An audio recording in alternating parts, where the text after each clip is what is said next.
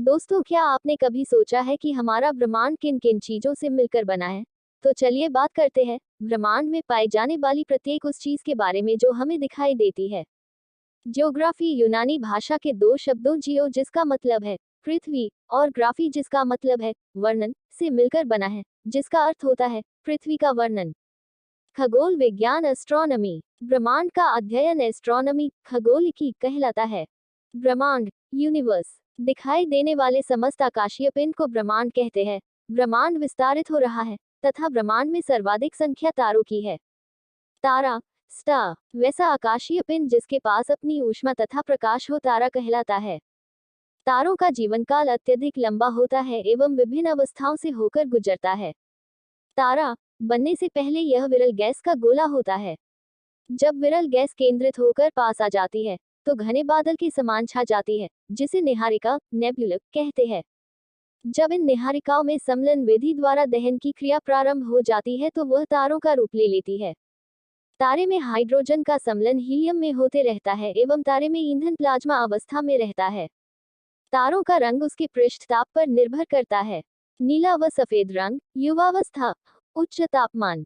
नारंगी रंग प्रौढ़, मध्य तापमान। लाल रंग वृद्ध, निम्न ताप। तारों का भविष्य उसके प्रारंभिक द्रव्यमान पर निर्भर करता है। लाल दानव रेड जायंट, जब तारे सूर्य का ईंधन समाप्त होने लगता है तो वह लाल दानव का रूप ले लेता है और लाल दानव का आकार बड़ा होने लगता है, जिसकी दो स्थितियां बनती है। फर्स्ट केस, यदि लाल दानव का द्रव्यमान सूर्य के द्रव्यमान के 1.4 गुना से छोटा है तो वह श्वेत वामन बनेगा। श्वेत वामन व्हाइट ड्वार्फ, इसे जीवाश्म तारा कहते हैं। छोटा तारा अंतिम रूप से श्वेत वामन अवस्था में ही चमकता है। काला वामन ब्लैक ड्वार्फ, श्वेत वामन जब चमकना छोड़ देता है तो वह काला वामन का रूप ले लेता है। इस प्रकार छोटे तारों का अंत हो जाता है। सेकंड केस, यदि लाल दानव का द्रव्यमान सूर्य के द्रव्यमान के 1.4 गुना से बड़ा है तो वह अभिनव तारे का रूप लेगा। अभिनव तारा सुपरनोवा, इसमें कार्बन जैसे हल्के पदार्थ लोहा जैसे भारी पदार्थ में परिवर्तित होने लगते हैं, जिस कारण ये विस्फोट करने लगते हैं, अतः इसे विस्फोटक तारा कहते हैं। विस्फोट के बाद यह न्यूट्रॉन तारा का रूप ले लेता है। न्यूट्रॉन तारा विस्फोट के बाद बनता है। इसका घनत्व उच्च हो जाता है और आकार छोटा हो जाता है। न्यूट्रॉन तारों के सभी अंश न्यूट्रॉन के रूप में संगठित रहते हैं। पल्स, यह तारा चमकता और बुझता रहता है। इससे उच्च संख्या में विद्युत चुंबकीय तरंगे निकलती है। यह तीव्र रेडियो तरंगे उत्सर्जित करते हैं। क्वेसर, यह तारों की लगभग अंतिम अवस्था होती है। क्वेसर की चुंबकीय क्षमता अति उच्च होती है। ब्लैक होल कृष्ण विवर, इसका घनत्व अति उच्च होता है। यह प्रकाश को भी नहीं गुजरने देता है। इसकी खोज चंद्रशेखर ने की। जो तारे सूर्य के द्रव्यमान के 3 गुना से बड़े होते हैं वही तारे ब्लैक होल बनते हैं। ब्लैक होल की चुंबकीय क्षमता भी अधिक होती है। ये श्वेत वामन और काला वामन को भी अपनी ओर खींच लेते हैं, अतः तारों का अंत ब्लैक होल के रूप में हो जाता है। व्हाइट होल, यह एक परिकल्पना है जिससे यह मान लिया जाता है कि सभी प्रकाश एक ही बिंदु से आ रहे हैं। आकाशगंगा गैलेक्सी, ब्रह्मांड में तारों के असंख्य समूह को आकाशगंगा कहते हैं। आकाशगंगा का आकार सर्पिलाकार होता है। तारे इस सर्पिलाकार भुजा के किनारे पर पाए जाते हैं। जैसे जैसे तारों की आयु बढ़ती जाती है वह आकाशगंगा के मध्य में जाने लगते हैं। आकाशगंगा के मध्य भाग को बल्ज कहते हैं। बल्ज में ब्लैक होल पाए जाते हैं तथा बल्ज में तारों की संख्या अधिक होती है।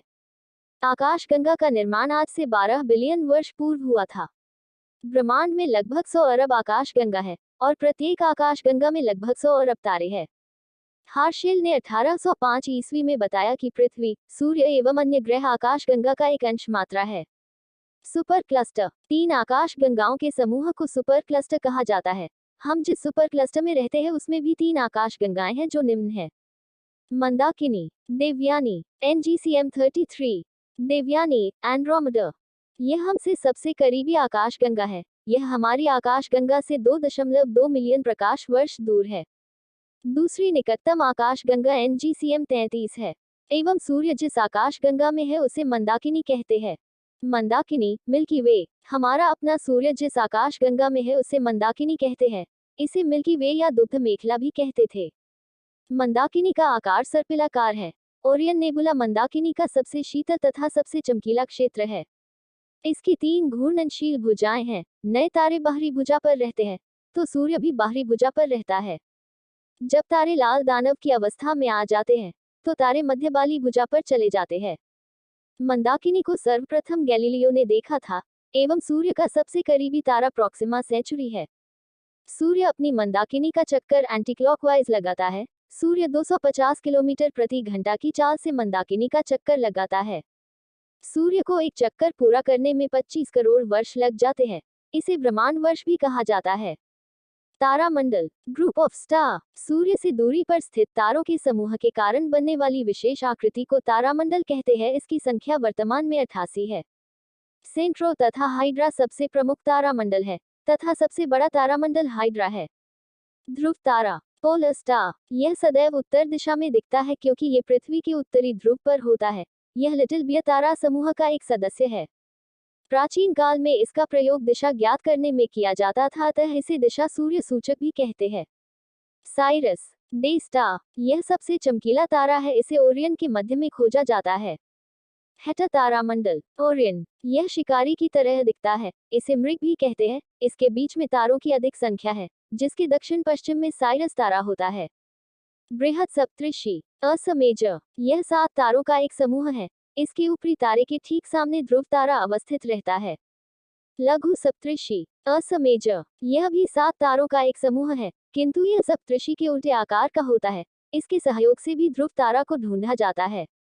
नक्षत्र, कंस्टलेशन, सूर्य के समीप तारों के समूह को नक्षत्र कहते हैं। इसकी संख्या 27 है। भारतीय मनीषियों ने एक 28वें नक्षत्र अभिजीत की भी परिकल्पना की है।